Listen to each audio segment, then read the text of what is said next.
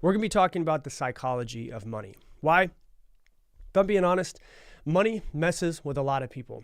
For me, I would say that money dominated my thoughts for like the first 32 years of my life, where obviously it wasn't like all I was thinking about all day long was only money, but it was like it dictated the way I thought about the world. It dictated the way I took actions in the world, everything that was happening to me.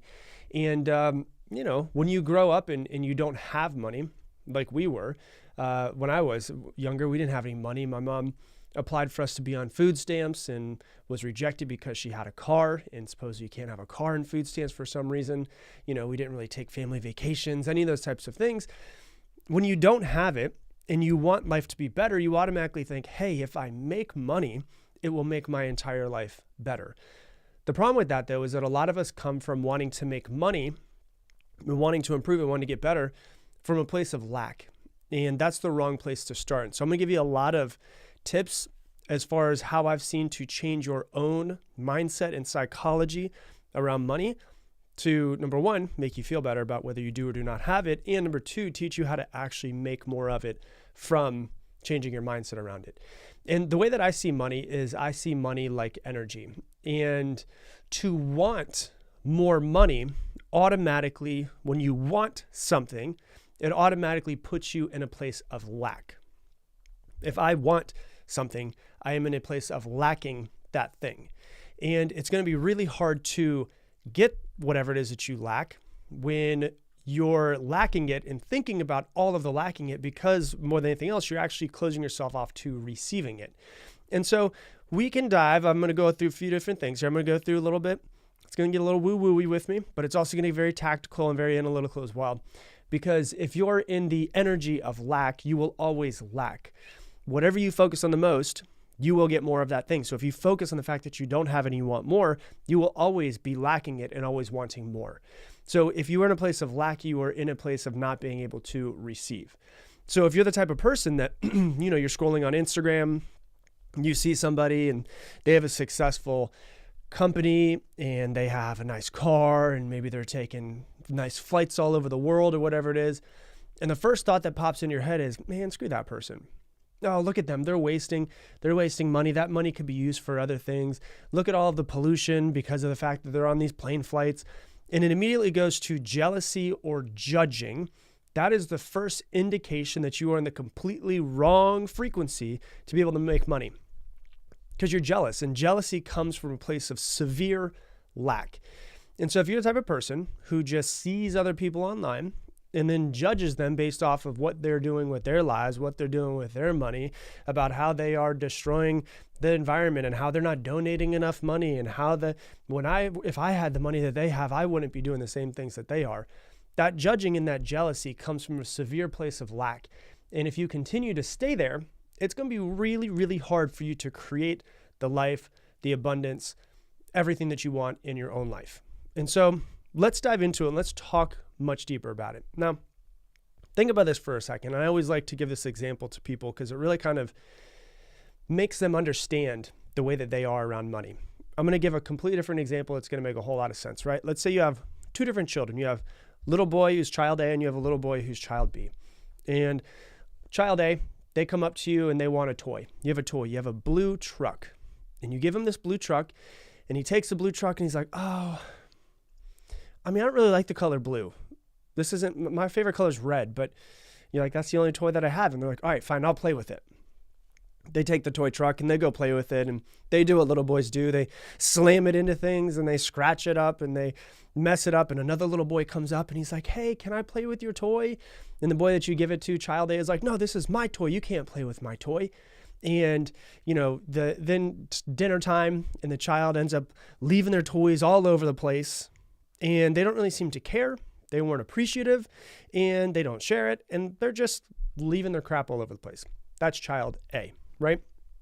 Child B, let's say you give him a blue truck and he takes the blue truck and he says, oh, thank you. And he takes the blue truck and he plays with it and he has fun.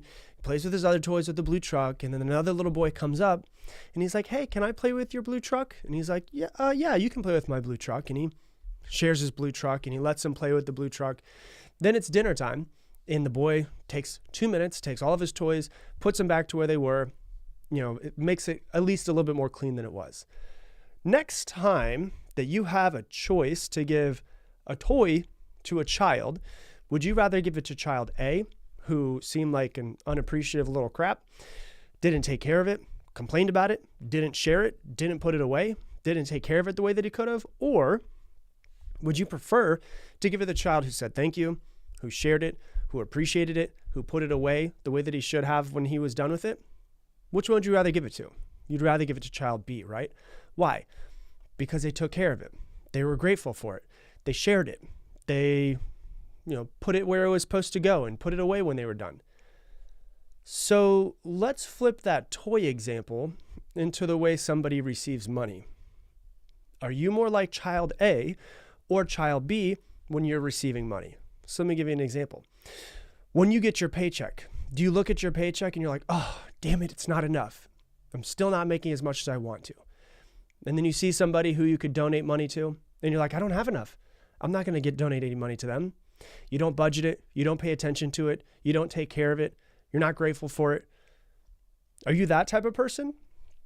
Because if God or the universe or any of that exists, a higher power, and they have this opportunity to flow energy into you, flow money into you, are you more like child A, who's kind of a shitty little kid, if we're being honest, or child B, who takes care of it, who's grateful for it, who says thank you for it, who shares it? Which one are you more like? So think about this. If you're more likely to give a toy to child B because they say thank you, because they are grateful, because they share, because they take care of it, if the higher power that might exist out there has an option to give you money or someone else money, are you being more like child A? Are you being more like child B? It's really important to think of. How do you receive money? How do you think about money? What is the frequency of money to you? How do you feel when you look into your bank account? Do you budget your money? Do you know where it's going? Are you taking care of it? Are you sharing it? Usually when I say this to people, they're like, oh, light bulb, holy shit. I've been kind of like a crappy little kid with my money. Why would anybody want to give me more? Because I'm not taking care of it. And so, when you receive your paycheck, are you like, oh, damn it, bills again. I'm not going to have as much as I want to. I'm going to be able to pay my bills, but God, I wish I was making more. I wish I had more in my bank account. I wish I was doing something different with my life. I fucking hate my job, and this is what I'm getting paid for. How do you receive your paycheck? Think about that for a second. What is the energy of receiving your paycheck for you? How do you feel when you look at your bank account? I'll give you another example to kind of think about the energy that you're in. When you go and you're walking down the street and you happen to see a penny, 5 cents, 10 cents, whatever it is on the side of the road, do you just walk by it? Or do you pick it up and put it in your pocket? I remember hearing this years ago, and it changed the way that I started perceiving and also receiving money. So I used to just walk over money. But think about this, for instance. If the universe, God, is going to give you 5 cents and put it as an option there on the floor, you might be like, oh, but it's dirty. Are you just going to walk over it and just let it go? Or are you going to pick it up, put it in your pocket, and say thank you? Because here's one thing I'll tell you. I'm going to say this a couple times throughout this episode. If you cannot be trusted with a little, you will not be trusted with a lot.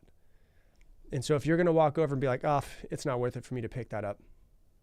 Why would it be worth it for, if you don't even want that little amount, why would a higher power want to give you any more?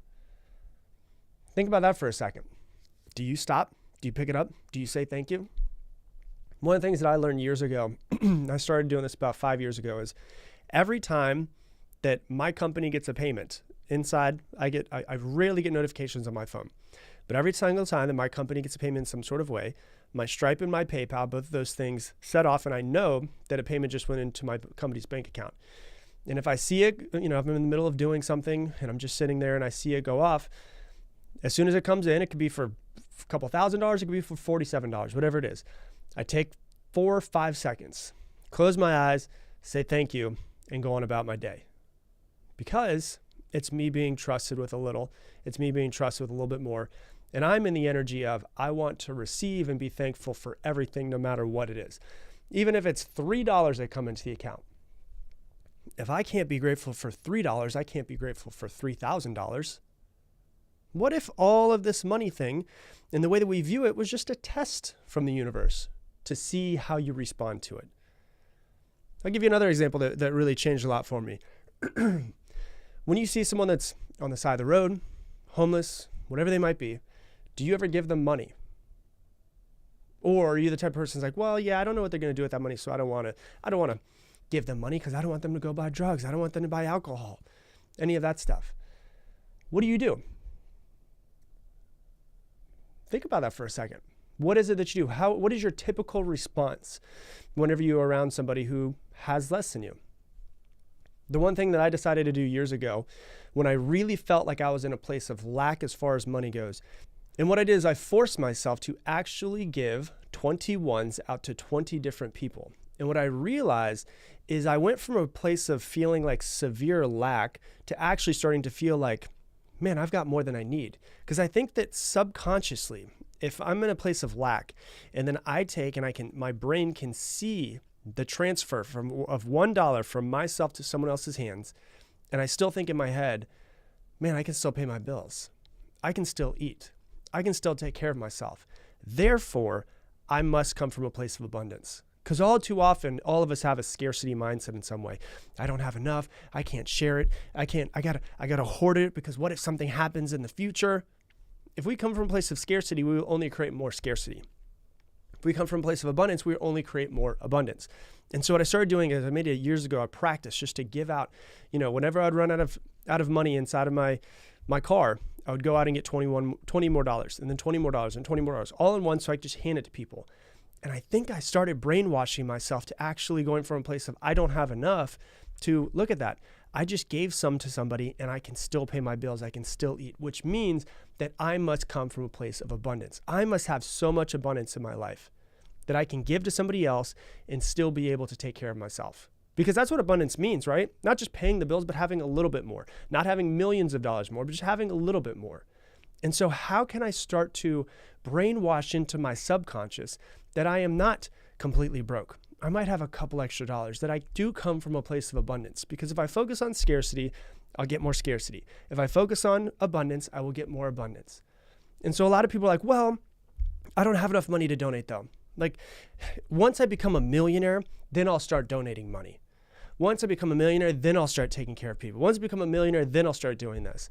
I had a really good, super successful mentor of mine that is a hardcore philanthropist as well. So tons and tons and tons of money donated. His goal in life is to donate $100 million before he dies. And he says, if you won't donate $1 from $10, you won't donate $100,000 from $1 million. So becoming somebody who donates and who gives doesn't start when you are successful. It is actually something that you start on the journey to becoming successful, on the journey to becoming abundant. And so if you take that and you realize, okay, this guy's goal is to donate $100 million in his lifetime. He's currently, as of right now, recording this, worth over $100 million himself. And his goal is to be able to donate, by the time he dies, $100 million. And he said, if you won't donate $1 from 10, you won't donate 100,000 from $1 million. But if you can't be trusted with a little, there's no way that you're going to be trusted with a lot. And so what is your perception around all of these things? What is your perception about how you receive your paycheck? What is your perception and your feelings about how you look at your bank account, how you feel when you think about your bank account? What is your perception of if you are more like child A or if you are more like child B? What is your perception of if you see money on the ground? What is your perception of people who are on the side of the road or people who are sitting there that could receive money from you, but are you coming from a place of scarcity and going, well, yeah, I don't know what they're going to do with it? Because here's the thing, we never make money. You don't make money. We receive money from other people, from companies, from other people, from everything that we do. It's just an energy exchange of everything that we do. So we never make money and we never own money. It just comes into us and then out of us and into us and out of us. Just like food, you eat food, it goes out of you. You eat food, it goes out of you. You have money in your bank account, the money goes out of your bank account. You have money in your bank account, your money goes out of your bank account. It's just a flow of energy in some sort of way. And once you start to realize that money is energy and you stop putting the importance of it, so much importance on it, which I did for a really long time, but you realize it can create experiences. It could create experiences for yourself, for other people. You can give it to other people. You can provide for other people, and you can come from a place of abundance and not from a place of scarcity. You start changing the way that your perception, the way that you perceive money, and you can actually start perceiving differently, which means that you can also start receiving differently as well. So that's what I got for you for today's episode. If you love this episode, please share it on your Instagram stories. I leave you every single episode. Make it your mission to make someone else's day better. I appreciate you, and I hope that you have an amazing day.